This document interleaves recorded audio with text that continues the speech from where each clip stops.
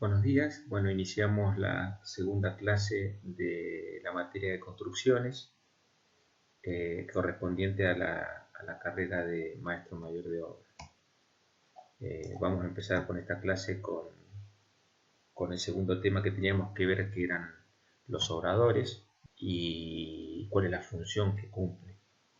Un obrador es una infraestructura que se encuentra, que puede estar dentro de la obra o fuera de la obra y cumple todas las funciones de apoyo para la ejecución de esta obra. ¿Qué partes la constituyen a un obrador? Primero, siempre cuando tenemos una obra tenemos que construir todo lo que es el cerco perimetral para delimitar cuál es la zona nuestra de obra. Hay que colocar cabinas de vigilancia, que sería la entrada o salida del personal o de vehículos.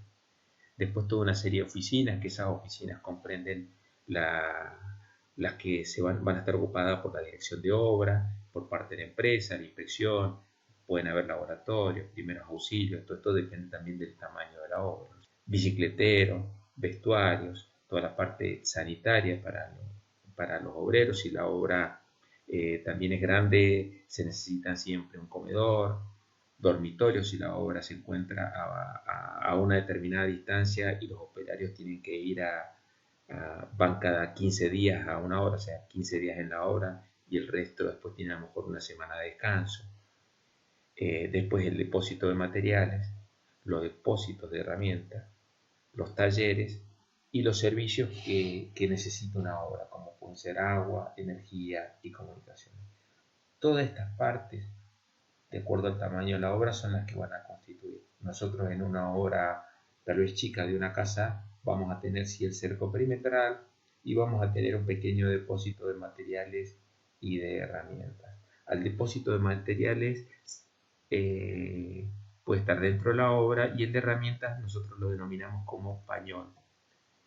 La superficie y la magnitud de la obra va a depender, por supuesto, de cuál es el tamaño de la obra, cuál es la cantidad de personal que tiene esa obra, cuál es el plazo de ejecución y cuál es la proximidad a los centros urbanos y cuál es el tipo de obra. Cuando uno va a construir una casa, generalmente la va a ejecutar con 6 personas, depende del tamaño de la casa. Cuando nosotros vamos a ejecutar un edificio, posiblemente la obra la tengamos que ejecutar con un mínimo de 30 personas. Y cuando vamos a ejecutar un barrio, a lo mejor de 100 casas, posiblemente necesitemos 200 personas en la obra. Por eso los obradores para cada una de esas tres infraestructuras van aumentando en tamaño de presentación. Más chico la casa, un poco más grande el edificio y cuando es un barrio es mucho más grande y considerable. Dentro de un obrador, bueno, como decíamos, vamos a encontrar las oficinas, tenemos que construir todo lo que es el cerco perimetral, pueden existir galpones, por ejemplo, en este caso serían para el guardado de vehículos, y acá estamos viendo el tamaño de un obrador, por ejemplo, para una obra grande, en donde se pueden haber los espacios de las oficinas, para los materiales, para las herramientas, playas de estacionamiento para vehículos, sanitarios, comedores, lugares para dormir, bueno, un poco de lo que nosotros hemos visto. Este es el tamaño de un obrador grande. Dentro de una obra, bueno, también encontramos los bicicleteros que para que el personal eh, guarde su medio de movilidad en la obra. Podemos encontrar también el pañol, que es el galpón donde se guardan las herramientas. También tenemos depósitos de materiales. Y bueno, ahí tenemos una playa de estacionamiento de todo tipo de maquinarias que podemos utilizar de acuerdo al tamaño de la obra. Dentro del obrador, ¿cuáles serían las cargas y responsabilidades en un obrador? Está por un lado el representante técnico, que es el profesional que está encargado de toda la ejecución de la obra.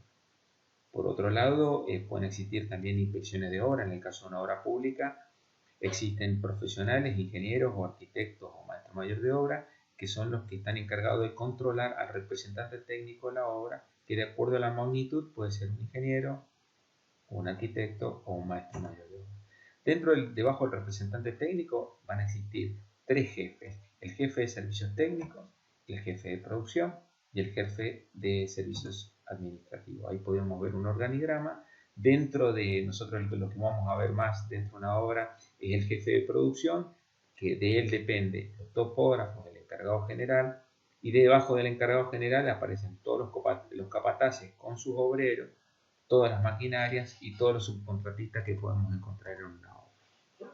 Vamos al segundo capítulo, que tiene que ver con el tema de replanteo y nivelación. Siempre que vamos a ver con la primera parte, que vendría a ser el replanteo, siempre que vamos a ejecutar una obra, la primera parte que tenemos que hacer es todo lo que realizó el proyectista en el dibujo, lo tenemos que volcar al plano. Y por eso necesitamos hacer el plano. El proyectista también nos entrega el plano de replanteo, y nosotros en obra tenemos que trasladar toda esa información para empezar a construir. Siempre en una obra lo primero que vamos a construir va a ser todo lo que corresponde a las fundaciones.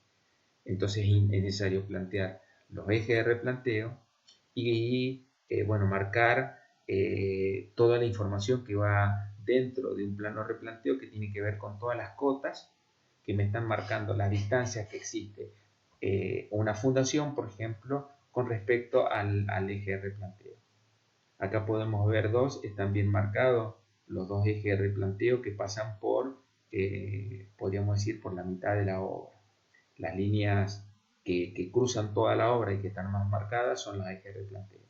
Cualquier parte de la obra que la quiero localizar, la voy a ubicar de acuerdo a sus coordenadas. Es decir, qué distancia tengo con respecto al eje X y qué distancia tengo con respecto al eje Y. Acá tenemos, por ejemplo, en una obra más chica, ahí tenemos marcadas las fundaciones. Tenemos 6 fundaciones, serían 6 zapatas, que serían las que tenemos que tratar que vamos a construir, y para eso las tenemos que localizar. Yo acá hice un pequeño grafiquito en una obra chica. Ustedes van a ver el plano de la ubicación de la obra. Tenemos todo lo que es el caballete perimetral, y sobre ese caballete perimetral vamos a marcar, como nos ha indicado el proyectista, por dónde pasarían los ejes de replanteo, y nosotros lo que está hecho en el plano lo trasladamos a la obra. También como apoyo a veces podemos utilizar los caballetes que se utilizan para ejecutar una obra, porque nosotros básicamente vamos a tener que marcar los caballetes y cuáles serían los puntos de excavación, que lo vamos a trazar con unos hilos. Ahí vemos la ejecución de una parte de la obra. Y también, como otros instrumentos, generalmente en una obra vamos a utilizar algunos instrumentos de más de precisión, como puede ser un nivel o un teodolito, para poder marcar los puntos cuando las obras son de mayor magnitud. ¿Cuáles son los instrumentos de nivelación que se utilizan para la nivelación y el replanteo? Tenemos jalones, cintas métricas, regla de nivel, piquetes metálicos, escuadras, nivel, teodolito, mira y plomada. Esos serían los jalones. Esas serían las cintas métricas que usamos en una obra siempre. Pueden ser de 5 metros, de 25, de 50 metros. También tenemos el nivel, tenemos los piquetes metálicos que nos sirven para marcar, las escuadras para poder marcar los ángulos a 90 grados, el nivel o teodolito, y la plomada, que son las que usamos dentro siempre de una obra. Con respecto al tema de los métodos de replanteo, tenemos 3 tipos de métodos de replanteo. Tenemos el de triangulación, que consiste en el trazado de ángulos a partir de puntos conocidos, generalmente se usan para obras grandes. La otra tiene que ver con las coordenadas polares, y la otra, que es la más utilizada, sería el de coordenadas rectangulares. El de triangulación, como ustedes pueden ver ahí, uno cuando conoce ciertos puntos empieza a trabajar con ángulos. Esto se usa principalmente con obras de grande distancia, y a partir de los ángulos empieza a determinar por trigonometría las distintas medidas que necesita. En el caso de las coordenadas polares, tenemos un solo eje, el centro, y cada punto de la obra nosotros la vamos a identificar con una distancia que va desde el centro hasta el punto P, que está marcado ahí como R, y cuál es el ángulo con respecto al eje X, que es el que nosotros estamos marcando. Entonces, en lugar de tener 2 números, va a tener un número que corresponde al R y un ángulo para poder identificar cada punto en el espacio en donde nosotros vamos a ejecutar la obra. Y después la de coordenadas rectangulares, nosotros trazamos 2 ejes, como lo vimos anteriormente en el caso de un replanteo, y cada punto nosotros lo vamos a determinar con las coordenadas X y Y. Por ejemplo, siempre se pone la X y después la Y. En este caso, por ejemplo, tenemos un punto, el verde, que tiene coordenadas 2 de X y 3 de Y. Y ahí puedo identificar, en el caso que ahí esté centrado, por ejemplo, una columna, la puedo identificar en ese punto. Si quiere identificar el punto rojo, tiene de coordenadas X negativas menos 3 y coordenadas positivas en Y 1. Y en el caso del azul, el punto azul, tiene coordenadas en X menos 1,5 negativo y en Y también negativo menos 2,5. Para el replanteo de pequeñas obras, bueno, nosotros vamos a hacer el caballete perimetral y tenemos que trazar los dos ejes de replanteo. Vamos a utilizar, como decíamos, el tema de los caballetes para poder ejecutar las obras. Con respecto al tema de la nivelación, siempre nosotros, ahí lo que ustedes tienen graficado en el centro es un nivel óptico, y cuando nosotros tenemos que hacer una nivelación y tenemos un terreno que está, como ustedes lo están viendo ahí, no está nivelado, y queremos hacer una nivelación que hacemos sobre un punto conocido, por ejemplo, ahí ustedes tienen, está marcado, es un dato que nosotros conocemos, 281,876, y yo quiero trasladar ese punto a otro lado. Entonces utilizo lo que está a la izquierda marcado, es una mira, y sobre el otro lado también voy a marcar una mira, y bueno, es un instrumento que me permite hacer una nivelación. Cuando estemos nuevamente en clase, ese trabajo lo podemos hacer en la escuela. Y después otro tipo de nivelación, que es la que se usa en obra, es utilizando las mangueras utilizadas con agua. Siempre el agua nos marca el nivel horizontal y permite para trasladar puntos de un lado a otro. Ahí lo vemos nosotros en obra. Nosotros queremos trasladar un punto de un lado de una pared a otra pared, utilizamos la manguera de agua. Y con respecto al tema de las curvas de nivel, ¿qué significan? Ahí le he mandado una foto satelital. Esa playa corresponde a Playa Paraná, que es en donde está el barco hundido.